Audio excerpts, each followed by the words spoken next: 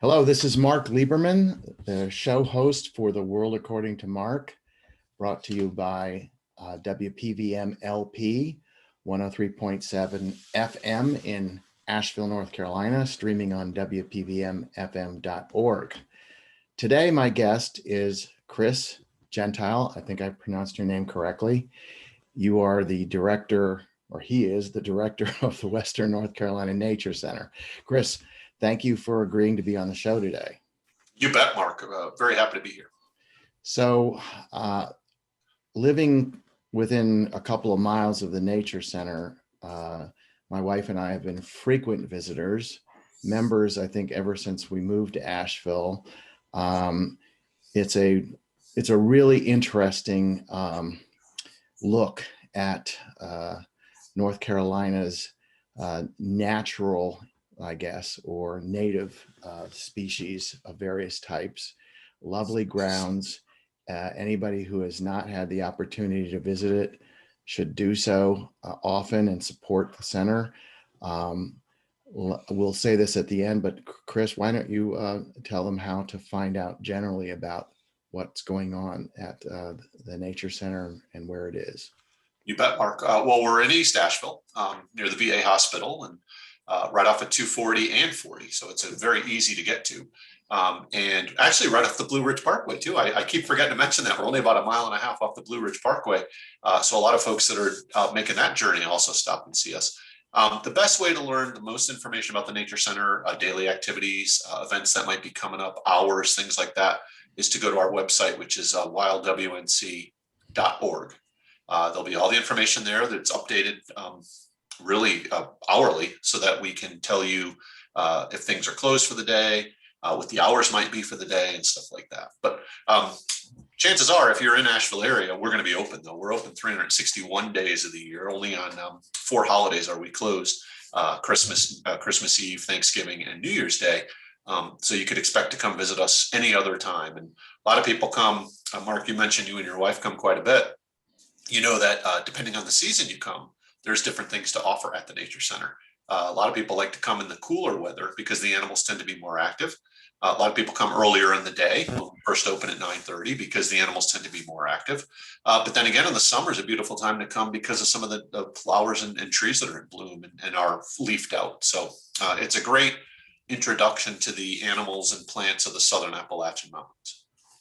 Well, it is a beautiful center, and we'll talk a little bit more about it. I guess I'll just add that one of the reasons to come, not obviously the exclusive reason, is it has beautiful paths. So anybody who wants to get in their daily walk, make sure that you keep good bone health and cardiovascular health.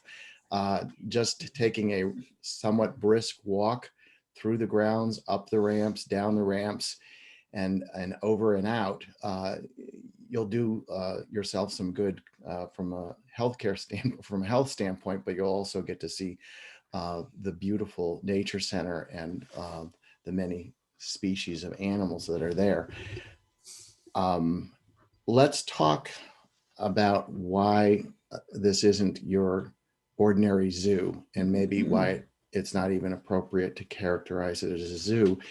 And one of the reasons I'm starting out with that is because we all know that the interest in animal species and the concerns about how some animals were plucked out of the wild and were not necessarily treated well in captivity, that controversies associated with that have been going on for years. But the WNC Nature Center is not one of those places. So let me ask Chris to talk about that a bit. Sure, Mark. Well, the name zoo, obviously, it's not a bad word, and zoos do an awful lot for conservation and education.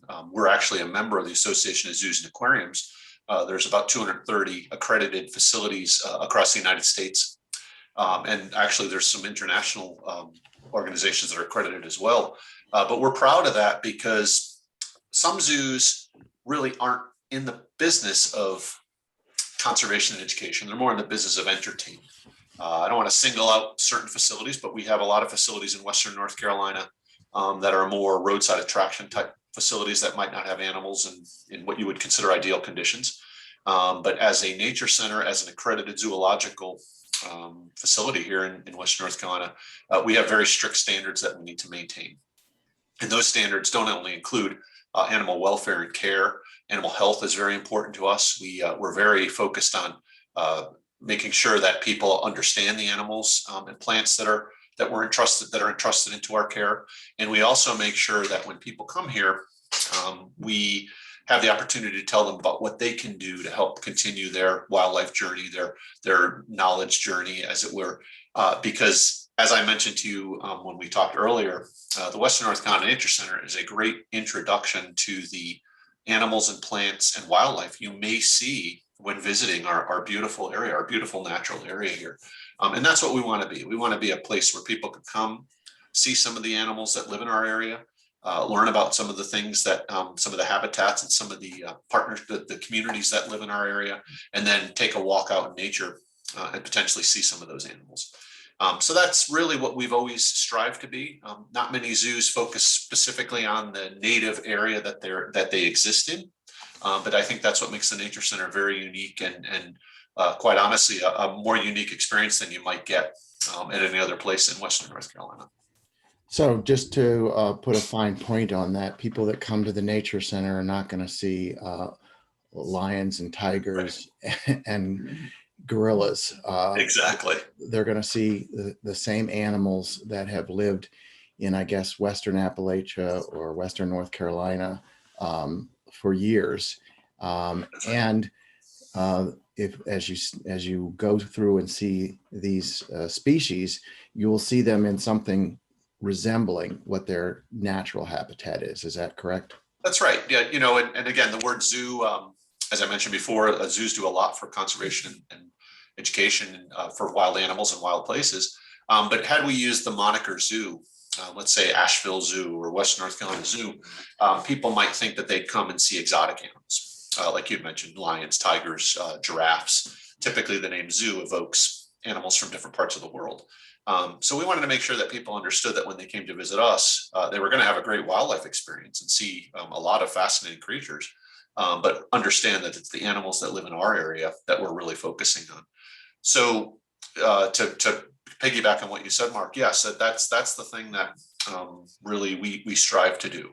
We strive to show people the animals in the places that they live. We don't have to replicate rainforests or African savannas or things like that here, because the habitats that we have on grounds are perfectly suitable for the creatures that you're going to visit when you take a walk around the Nature Center. And I think that's what makes people so attracted to our facility and give us such good ratings and such reviews and such good feedback, because they're basically seeing animals in their real homes. There's nothing replicated about it. So I think that gives people a real sense of belonging, a real sense of connection when they make a trip through our Nature Center, because it very much potentially replicates an experience they might have in the wild. You might encounter a bobcat or a coyote or something like that, animals that typically live in our area. So it feels very natural.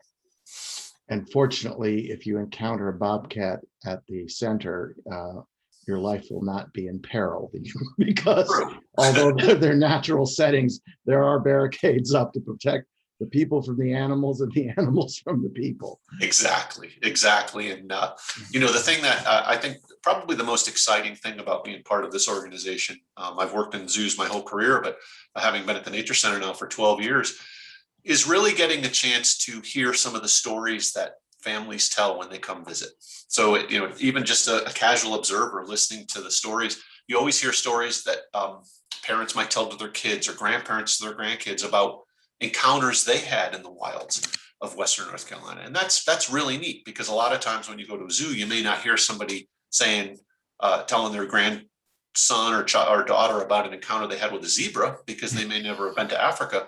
But a lot of them have had encounters with snakes. They've had encounters with black bear.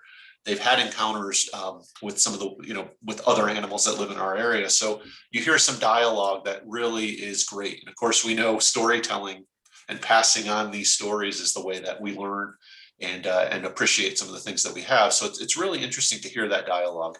And quite honestly, it warms your heart, because you understand that people have had these personal experiences and they're trying to share those with future generations. Well, that's an interesting point, and just let me just speak to it for a second. Is obviously the area around Asheville, Western North Carolina, people come here largely, or at least significantly, because of the natural area. And we have, despite the incursion, so to speak, of people from the north, people from the south, people from all over, a lot of people either have lived or their families have lived for generations in the mountain community where these species have existed for years. Many of them obviously are threatened, and we can talk about that in a bit. But as you say, it's not like you go to, you're a New Yorker and you go to the Bronx Zoo. Even if you had seen a zebra, you probably saw the zebra on television or in National Geographics. You're not going to be able to say, when my granddaddy first came here, this That's was right. his encounter with that animal. And that's what makes, again, the special bonding, I believe, that you're alluding to. Yeah, and I think, I grew up in Southern Connecticut, so I went to the Bronx Zoo quite a bit as a kid. Beardsley Park Zoo in Bridgeport. So some of the zoos that that were formative for my love of nature and wildlife were zoos that showed exotic animals. So what I always found fascinating as I got older was how much people, when you'd go to a place like the Bronx Zoo, you have all these fantastic animals from all over the world. People would really get excited to see squirrels and things like that. And it makes sense to me now, because people always want to gravitate towards things that they know, that they can tell a story about. So it's not unusual to hear somebody tell a story about an animal that they had an encounter with, or they recognize, things like that.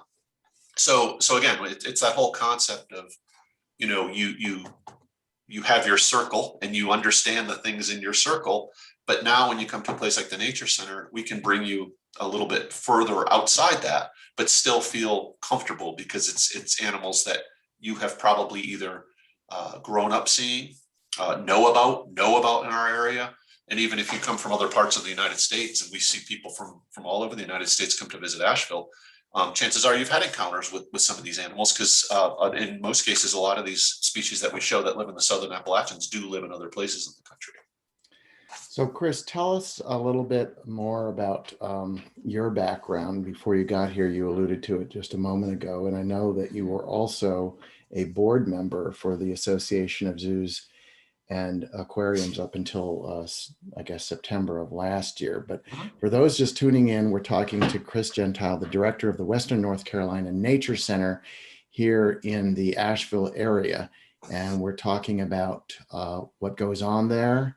We're going to talk about some of the forward-looking plans and talk about some of the other experiences. But tell us about yourself.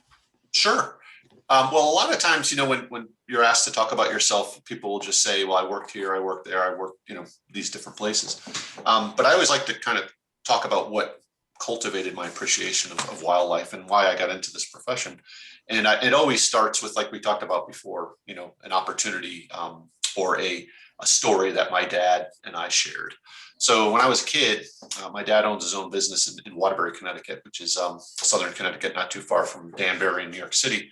And he sold printing. He was kind of a layout person before the days of doing it on computers. He would do it, on mats and use different clip art and things like that. And he would sell brochures to companies. So one of his groups that he worked with, or companies that he worked with, was the city of Bridgeport. And I remember one day when I was a kid, it was a snow day in Connecticut, and I had the day off of school. It was canceled. I was maybe 6 or 7 years old, and he asked me if I wanted to go with him to one of his meetings with a person he was working with. And I had no idea what it was, but I figured, what the heck? I wasn't really doing anything. I was home, so I went with him, and it turns out he had a meeting with the Beardsley Park Zoo in Bridgeport, which was part of the city of Bridgeport. And I got to meet the director at the time, and I got to walk around the zoo. Of course, it was snowy, so a lot of the animals weren't necessarily active because they have some exotic animals, some cold, warm weather animals. But they took us back to feed the anteater. And I'll never forget I think that's when my spark started, to get up close to something like that and to really appreciate, compare, like, I knew how I ate as a 6-year-old, right? I would eat a hamburger or a pizza or stuff like that. But to see an anteater eat was a completely unique story. And I was kind of hooked after that. So my parents cultivated my love of zoos by taking me to Bronx Zoo and to Catskill Game Farm we had near us at the time, and Mystic Aquarium, and all the zoos in the northeastern part of the United States, Franklin Park and Stone Zoo in Boston. And then whenever we travel after that, we would always try to stop at the zoo in the town that we visited. So we went to Washington, D.C., and we visited Philadelphia, and we went to California and visited San Diego Zoo and places like that. So it just grew and grew and grew. And I really started to learn more about what zoos were all about, especially the accredited zoos that were focused on conservation, education, excellence in animal welfare, things like that. And I really realized that that was kind of where I wanted to go with my career. I taught it. After I graduated with my bachelor's degree in science, I taught high school for a year. So I have my master's in education. And I realized that as much as I love teaching, I also loved the idea of working in a facility that could teach conservation education. So I started my career at the Cincinnati Zoo in Cincinnati, Ohio, in the education department. And I worked with a program that was very novel at the time. This was going on 30 years ago now. It was a school that the zoo ran for Cincinnati public schools. And it was for any juniors and seniors in high school that were interested in going into animal care as a profession. So you could come, you could do all your core courses, math and science and English at your home high school in Cincinnati. But then for your technical unit, you would spend a few hours each day at the zoo learning from the animal care professionals. And at that time, people that got into the animal care profession didn't necessarily need a college degree. So it was like a technical trade, almost like, becoming an electrician or a plumber. It was kind of the same thing. You just learned the technical aspects of it. So a lot of those young folks that I worked with, in the few years I spent in Cincinnati, ended up going on to long careers in animal care. And it was really a very unique program at the time. So it gave me a chance to combine teaching, high school teaching, with zoo work and working in a zoological setting. So that was perfect. And that kind of started my career. And then after that, I held a position in the education department as assistant director of education in Providence at Roger Williams Park Zoo. Then I worked in Boston as the curator of education at Franklin Park and Stone Zoo. And then after that, when I moved south, I was at Riverbanks, which is in South Carolina, for a number of years as the director of conservation education, and ultimately ended up in Asheville as the director. So it's been a journey, but along the way, I've never lost my appreciation for what zoos do, the ability that they have to connect people to a world that they may never see. Obviously, most of the people that visit us here at the Nature Center, they may only come for a 3-hour visit once a year, right? And that's it. Some people like yourself, Mark, and your wife, you guys come all the time as members. But think about the fact that we connect to people in much different ways. And if we could spark somebody's interest in wildlife, or in what zoos do, or how we care for animals and try to create a better future for species, we've done our job. And if people learn exactly what we're all about, they're only going to have a much more deeper appreciation for the animals that they share their homes with. I always thought, and I've heard this from some of my colleagues in the zoo world, that even though zoos care for individual animals, specimens, if you will, we're in the business of saving species. So when we look at things like the red wolf, which is a species we have here at the Nature Center, we've been very successful with its breeding program here. We understand that as a whole, that species is in tremendous decline.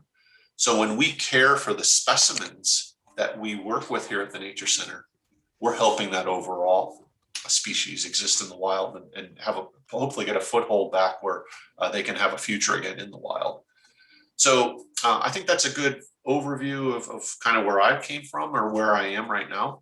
Having been on the board of the Zoo and Aquarium Association, AZA, taught me to realize that we're all similar in the goals we try to carry out. We just may be working with much different collections because, some of the colleagues that I was on the board with were, for example, the president CEO of the Georgia Aquarium was on the board with me. Jim Brahini, who's the director at the Bronx Zoo, was on the board with me, who's on the zoo show a lot on Animal Planet. So they have much different collections and much different facilities that they work with. But at the heart, even a small facility like ours has the same goals and aspirations as the big facilities do. And that's what I think is very special about our profession is we all work together.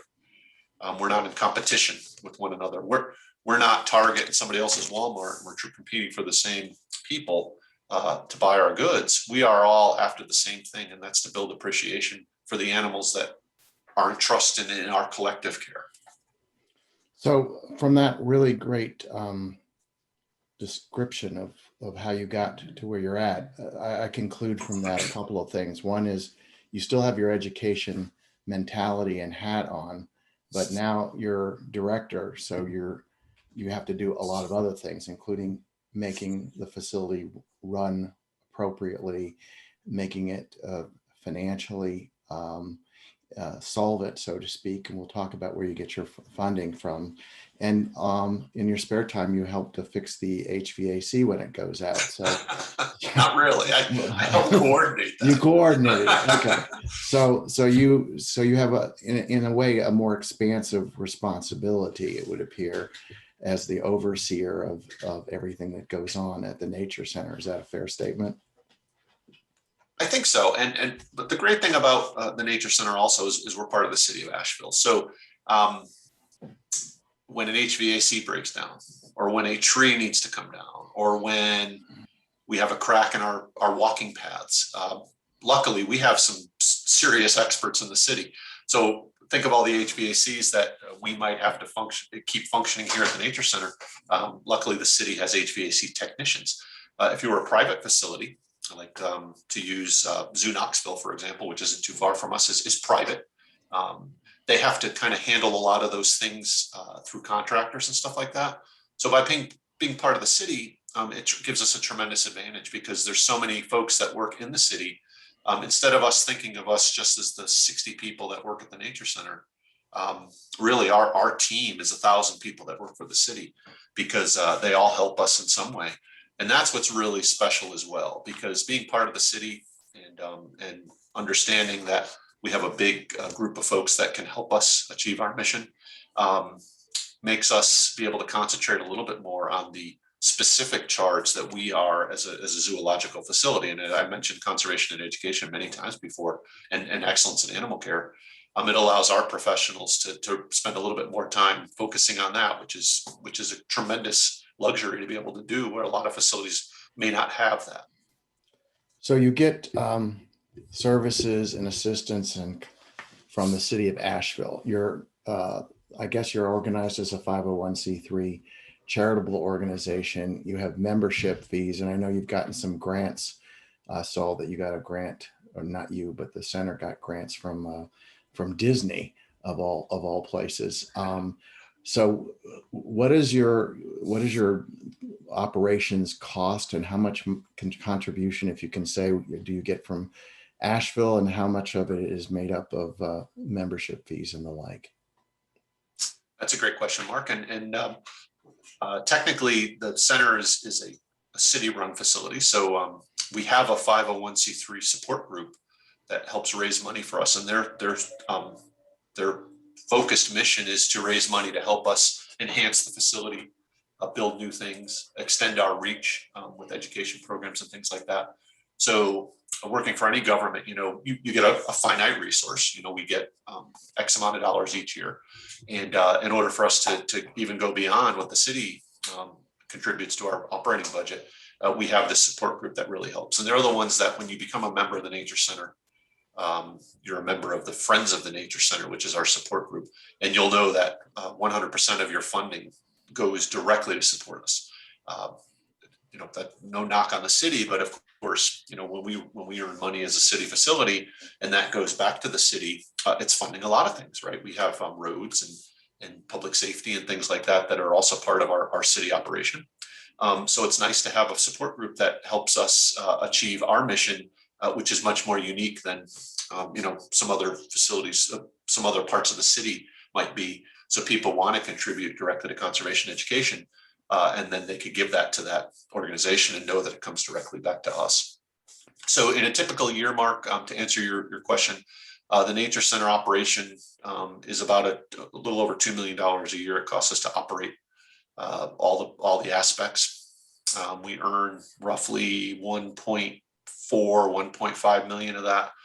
So the city subsidizes us to the tune of about 20 to 25% of our operating budget, which is completely in line with what you see from other government-run zoological facilities. For example, the state zoo in Asheboro, the state of North Carolina Zoo, is a state-run facility. So it's one of only 2 zoos in the country that are owned by the state of that they exist in, and all the money that supports their operating budget comes from the state and state taxes and state contributions and things like that.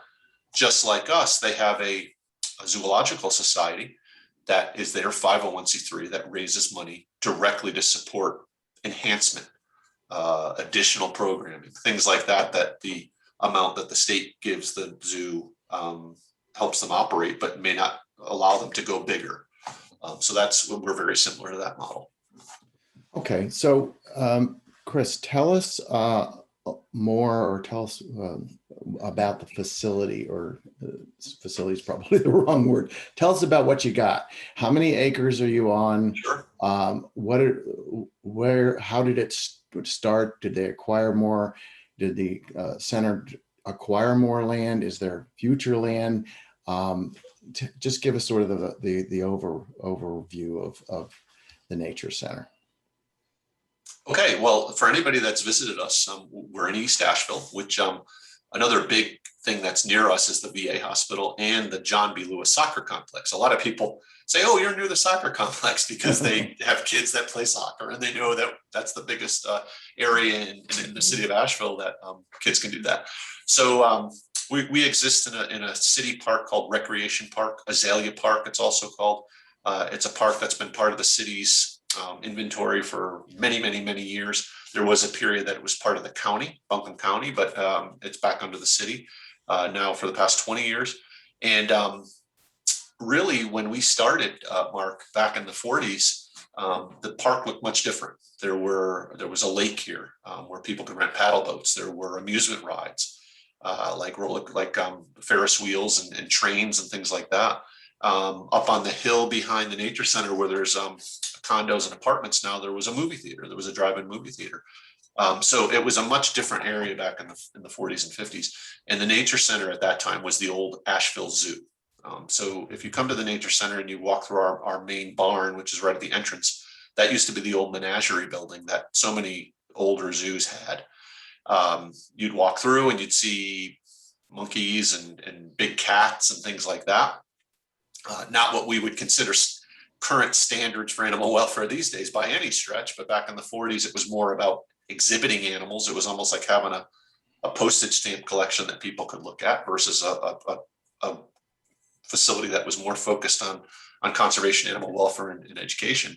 So that past Asheville Zoo, the 40s and the 50s, eventually in the early 70s, the land became the WNC Nature Center, with the focus on Southern Appalachian animals. And the city changed their goal at the time. They wanted to have something that was truly Asheville, because like you had mentioned before, we have a beautiful location. We're in an area that people visit because of its natural beauty. So they wanted to have something that would focus more on that, rather than try to, fill a niche that other zoos were doing with exotic animals. So the menagerie building was turned into a barn where domestic hoof stock and animals that are typically see farming here in Western North Carolina, and the land was expanded. Currently, we have 42 acres of land, and we go all the way down to the Swananoa River. We go up to Gashes Creek Road to the north, to the south, and then to the west, our boundary is the Highland Brew and the Department of Transportation's Old Charlotte Highway facilities. That's how far our land extends to the west. And then to the east, obviously, you come into the park and you see the pool, and that's all part of the city's land, but the Nature Center proper starts right at the front entrance there. So we have 42 acres. We have about 60 different species that we represent, somewhere in the neighborhood of 200 to 250 specimens. Most of the animals we feature, obviously, are in larger outdoor exhibits. We do have an indoor facility that features some of the small wonders of the Smokies. We call it Appalachian Station. This is a chance to see snakes and amphibians and reptiles and small mammals and things like that that really attract people's attention, because those are some of the animals you're probably most likely to encounter when you're out on a walk. But the thing that I think makes us really nice, and you had mentioned the beauty of our site, is we don't cram that 42 acres with hundreds of exhibits. Some facilities that have 42 acres have a lot of stuff. We like to leave the paths wooded. The exhibits are spaced out more. The animals have bigger habitats. So you may not see as much in 42 acres, but I promise you'll get a very rich experience, because interspersed with the animal exhibits is the true nature of our area. For example, we have several species of trillium that grow on grounds. We have several species of trees, native trees, that you really won't find many other places in Western North Carolina, because they've been removed for development or things like that. We participate in a repopulation of the American chestnut. So we have some American chestnuts here on site that we protect. So it's much more than just the animal exhibits. It's the whole sense of place. And that's when you come here, we want you to feel like you're in place in a natural habitat in the Southern Appalachians. We also feature many natural playgrounds for kids, not the typical, swing sets and things that you might imagine on a playground, but what we call nature play.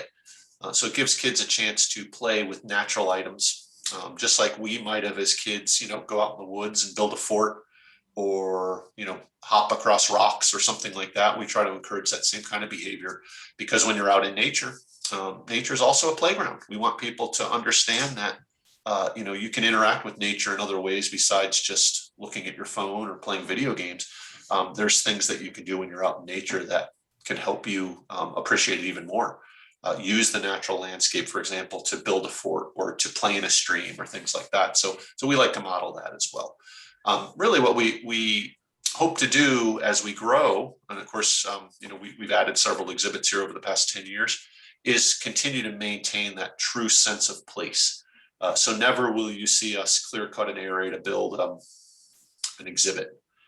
Instead, we're going to try to make it as natural as possible and incorporate the landscape and the surrounding flora into that exhibit, so that it always feels like you have that encounter, like you had mentioned when we started the show, that natural encounter. We're talking to Chris Gentile, director of the Western North Carolina Nature Center here in Asheville, North Carolina. So let's at least touch on some of what I'll call the marquee animals. Sure.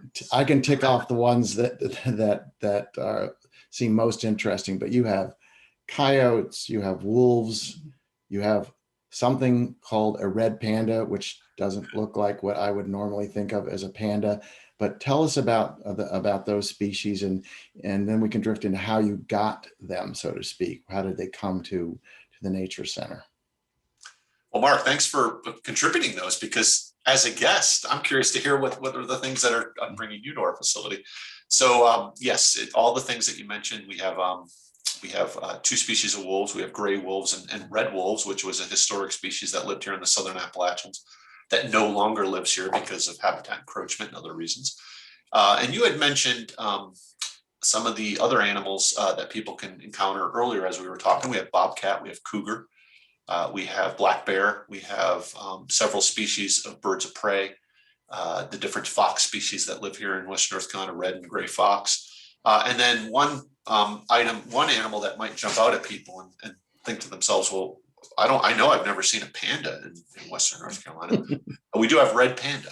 And right away, you're going to think, well, that's not a natural Southern Appalachian animal, right? But when we did our long range plan and when we talked about how to interpret this center, we also looked at something that was very important to the people that we talked to when we talked about looking at the center's future.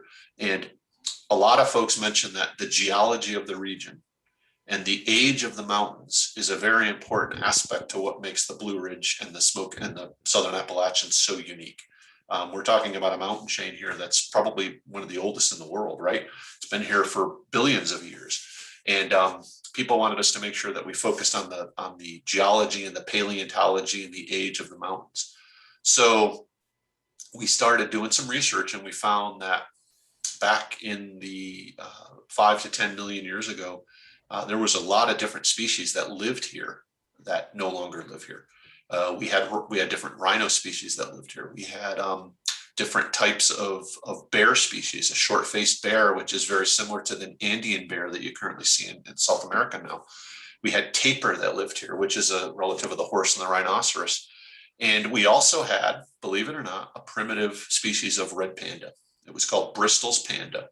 And it was discovered quite by accident about less than 20 years ago in the Tri-Cities areas of Tennessee, when they were building a new road through that area. Of course, the other side of the Appalachian Mountains, they uncovered a treasure trove of fossils. And they knew they had something very unique. And that actually at one time was a peat bog that trapped a lot of animal fossils and preserved them. So Eastern Tennessee State University took over that site and started digging there and finding all kinds of really cool things that had never been found in our area before. And they found the jawbone of a primitive panda that used to live here. And it was the first time we had ever documented this species. They now have since found several other elements that indicate that they've found more than one animal. So it wasn't just an anomaly. We've seen that this animal did in fact live here. We've seen artists' recreations of what it might have looked like based on the skeletal structure. So we decided that story was too good not to tell. So we brought in red panda, which are extremely close to the species that used to live here. More arboreal. The species that used to live here was a little bit more terrestrial. But believe it or not, just like the current pandas of today, the red panda eats bamboo. The Bristol's panda ate the native bamboo we have here, because the Southern Appalachian Mountains are very similar in flora and fauna to the Himalayan mountains. So you see a lot of species of flora like rhododendrons and bamboos that grow here that also grow, not the exact same species, but similar species in the foothills of the Himalayan mountains. So it's no wonder that some of our fauna, our animal species, might have been very similar. And that's why we know that these are older mountains. So that's a great story to tell. We have a replicated model of what the Bristol's panda used to look like. We tell the whole story of Gray, Tennessee, and the hands-on gray fossil site that's there. So people, hopefully they can visit that site and learn more about it. But it really shows that we are in a unique ecosystem here. We still don't know all the things that may have lived here. But our future plans do call for adding more of those prehistoric species so that we can continue to tell that story. We'd like to add tapir, for example, in the future. We've talked about things like sloth. There were giant ground sloths that lived here not that long ago. So as we continue to tell that part of the story, that's a very unique way for us to bring in different species and participate in other survival programs for what we would call exotic animals, yet they still have a close connection to Western North Carolina. In the case of the red panda, there's a very successful species survival program that has been established for that species, and all the North American zoos that have that animal work very closely together for their survival. We support efforts in the Himalayas through the Red Panda Network to educate local people on, what this animal needs to survive and things like that. So us and locally Zoo Knoxville and places like that have worked very close together to help save that species. So it allows us to play and participate with other zoos as well, but still deliver the message that's so important to us here of focusing on the native. So again, beautifully told. And let me just sort of add sort of my overlay to it. I think part of what you're saying is, if you come to the Nature Center, you can handle it any way you want. You can go to the ice cream stand and not leave it. You can look just at the animals that are in the farm. But one thing that the Western North Carolina Nature Center affords is not just go running after to see the animals, but it is an entire experience that goes from ground cover to trees to rocks to the whole underlay, so to speak. So when you come and if you've got the time and you don't have, 4 kids pulling at you so that you have limited oxygen, you can actually see it as a nature center, a natural center, so to speak. That's what I hear you telling. Exactly. And we mentioned before, and of course, we want to be open to families. There are folks that come and visit us the most. So by having those nature play areas, Mark, it allows the kids to interact and play while the adults can digest more of that, if you will. We have them scattered throughout the park rather than one central playground. So you never feel like, even though our trails might be close to a mile in length, or even in some cases longer, depending on the route you take through the park, by the end of your time, you never thought you walked a mile, because it's natural, it's beautiful. You're seeing animals, you're stopping at these nature play areas for the kids. It's a real rich experience. And even though there's a lot of elevation and things like that, people do feel like they've had a great experience. And the only reason we know that is because we ask, we see what people say about the center. We constantly make improvements based on what we're hearing. And one of the things I think that's also very unique about our facility is, I think in a way, we kind of under promise and over deliver, because Nature Center, I think, may have certain images that come to mind for people. You may not think of things like black bears and cougars and red panda, especially, but we don't want to convey the idea that we aren't all about the entire ecosystem. So that's one of the reasons why we stick with that name. So when people come and they understand that we have all this other piece, that tends to be a very rewarding experience for them. And our attendance reflects that. Over the past 10 years, 12 years since I've been here, we've seen our attendance more than double. And our amenities, the things that the city has provided us and the things that the Friends have raised money for, have only enhanced that experience. We now have a much better opportunity for people to park and to enter the park. So if you look at the hierarchy of needs of people, right, you want to make sure that you feel comfortable before you can be put up in a learning environment. You want to make sure that you know where the restrooms are and it's easy to find the place to enter, and you can accessibly enter if you have mobility issues or things like that. So that's important to us as well. We want to make sure that we've created a safe and welcoming and accessible environment as well. So people aren't going to have fun if they don't have their basic needs met. So that's a very important piece for us as well. We make sure that we constantly monitor what people are saying, and we constantly make sure that we've maintained that safe environment as well, so that the learning and the connections can go on.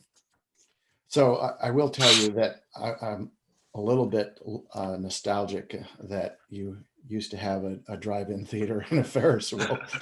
If there's any natural way that you could incorporate that back into the environment, some people would be happy with that. But gotta be some things, yeah.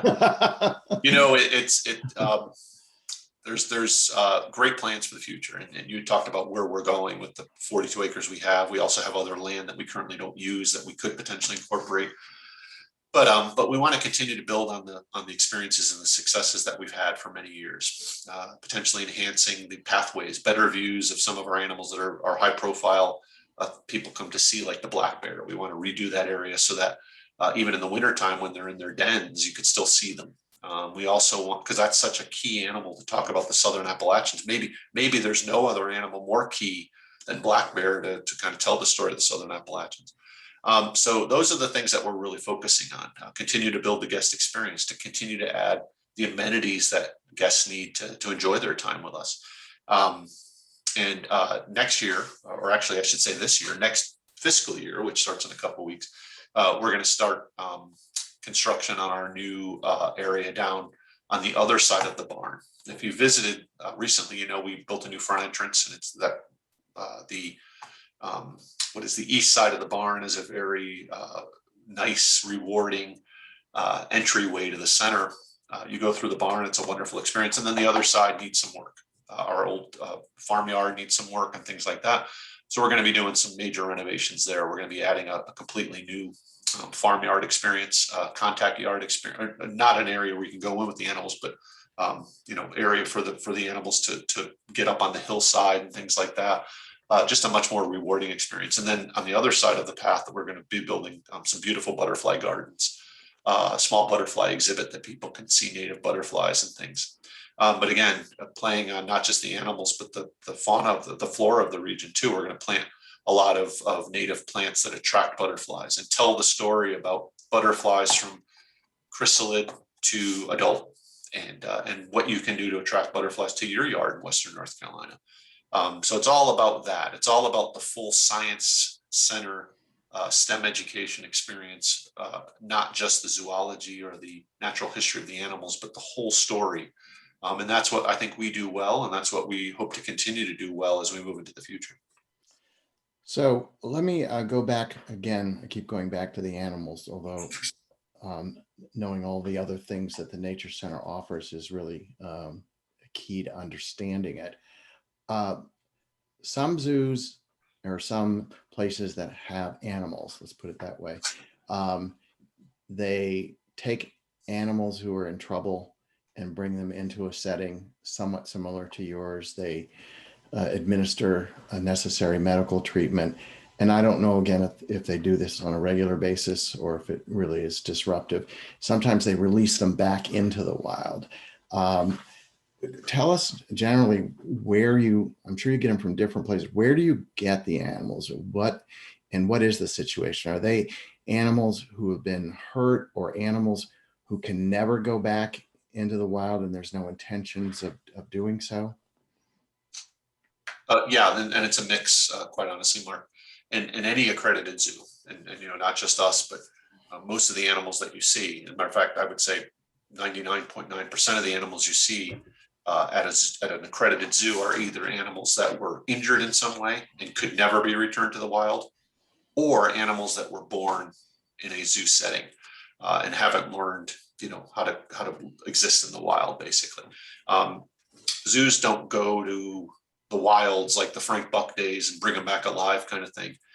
We don't take animals from the wild anymore, except in rare cases when a full conservation program, like in the case of the red wolf with the federal government, U.S. Fish and Wildlife Service, back in the 70s, red wolves were taken from the wild because there was a fear that they were going to go extinct. So the wildlife biologists and the U.S. Fish and Wildlife Service, being the experts in the habitat and the animals in the wild, looked towards zoos to help with the excellence in husbandry, because we had been excellent providers of animal care for many years. So they called on us, and it was a great partnership to help save that species, because we know the husbandry. We're excellent at that. And the U.S. Fish and Wildlife Service is excellent at the, depending on who you ask, of course, there's been some issues, but for the most part, they're the ones that are excellent in the preservation of the habitat. So when a zoo works to reintroduce animals, they're never doing it alone. Some of the big conservation players in our zoo and aquarium family, places like WCS, the Bronx Zoo, Houston Zoo, Jacksonville Zoo, some of the ones that rise to the top when you think of top-notch zoological facilities that save animals in the wild. They're working with local NGOs, non-government agencies that are helping to preserve the habitat.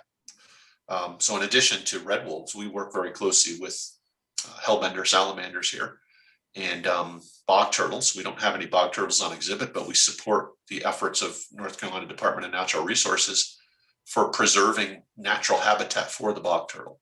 And that's an important message that we send here on our grounds. Even though we don't have a bog turtle on exhibit, we have a play feature that kids can climb on. That's a giant bog turtle. And right there, it talks about the efforts to save this animal in the wild. In the case of the hellbender, we serve as a triage site.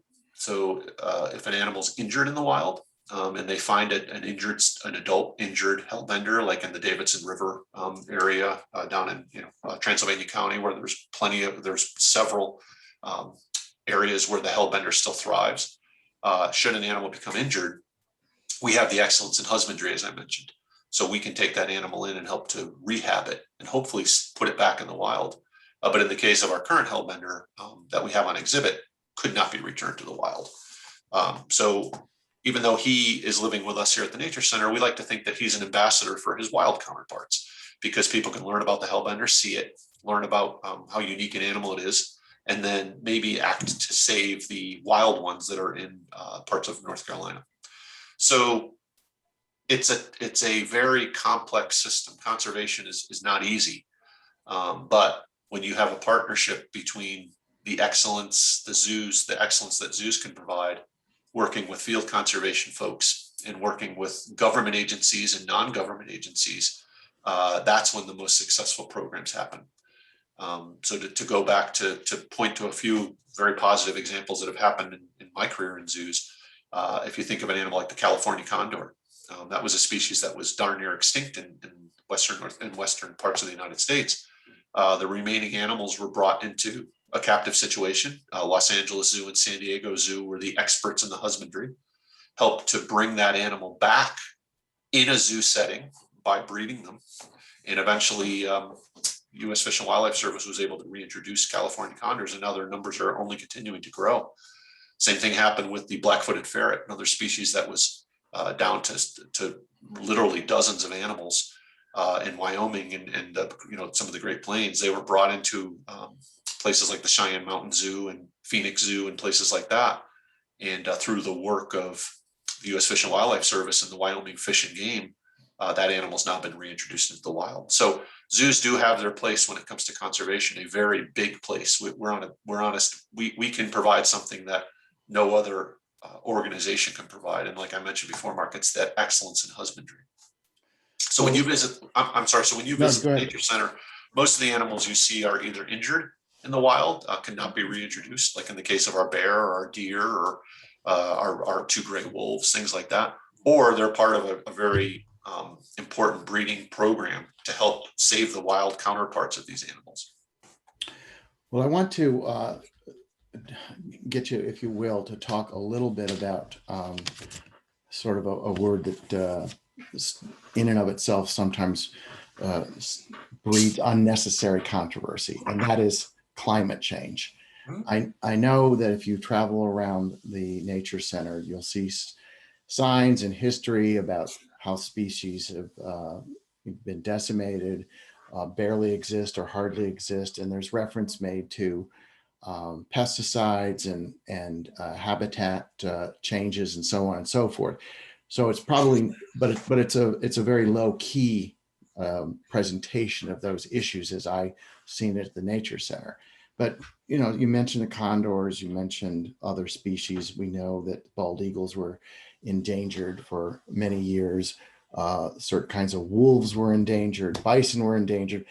But in a way, the nature center is an enclave that creates a protective environment.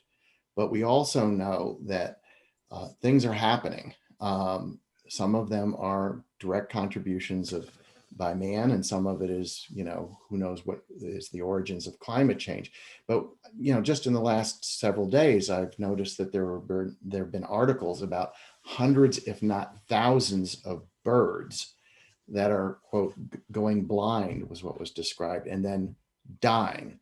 We know that bees, which are other primary pollinators, just like butterflies, seem to be disappearing from the planet. Monarch butterflies in particular seem to. So I guess what I'm asking you is, where does the nature center stand on some of those things, and what are the limitations in becoming perhaps too vocal and either turning off people or perhaps eliminating some of the contributors who might otherwise view the nature center as simply more for entertainment and not for preaching ecology? Yeah, that's a balance that any science organization has to face, whether it's a zoo or a museum or, you name it. Basically, Mark, to answer your question simply, we just present the facts, and we're not gonna say it's this that's causing this unless we have something to back that up. So we're not in the business of trying to turn people off, but we're more in the business of trying to provide them what we believe is the scientific reason for certain things to happen. We know that, you use bald eagle as an example. I mean, we know unequivocally that bald eagle populations declined because of use of pesticides. It caused the egg shells to be much less strong and the mom would sit on the nest and crack the egg. So I mean, there's science behind that. So when we know the answer, we can apply techniques to help counteract that. In a lot of cases, for example, you mentioned the birds and the blindness and the pollinating and some of the things that we've noticed going on with that. We have pretty good ideas of what might be causing that, but we can't say for sure in some cases. So if you have a problem and you're not exactly sure what the solution is, it's hard to make a plan for it.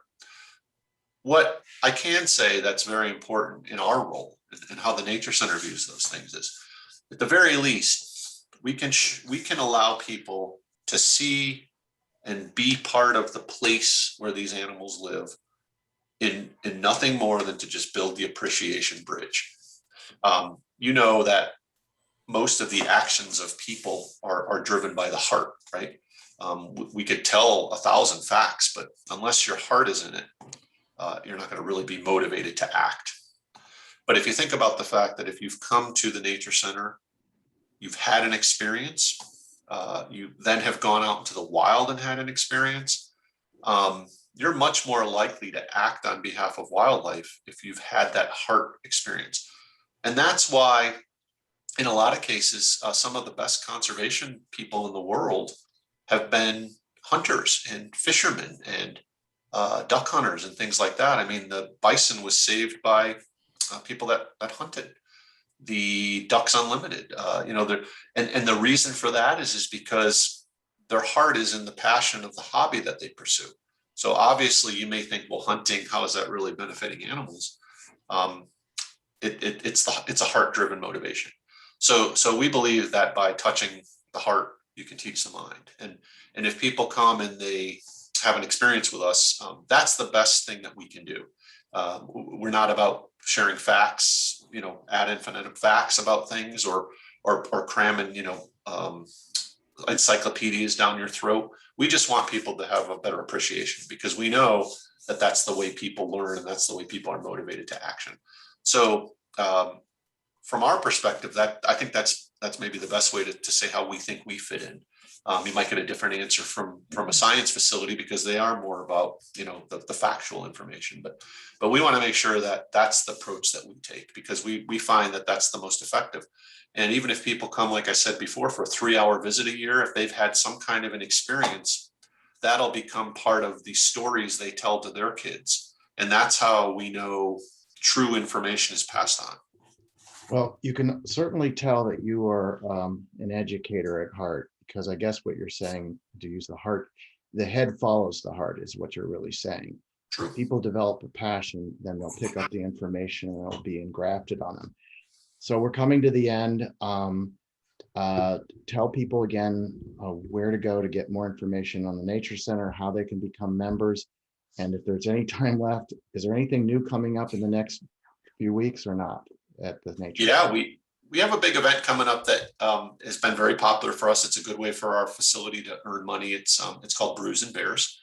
We have several of them coming up. So if you miss the one that's coming up in July, then there'll be other opportunities. And go to the website, the wildwnc.org, not only to sign up for that, but to learn more about it. And it's a chance for us to focus and to bring people in at a different time of day. It's after hours. It's utilizing places like Highland Brew, which are right out our back door, and Sierra Nevada, and some of the groups that we work with. So we partner with local facilities as well, local organizations as well.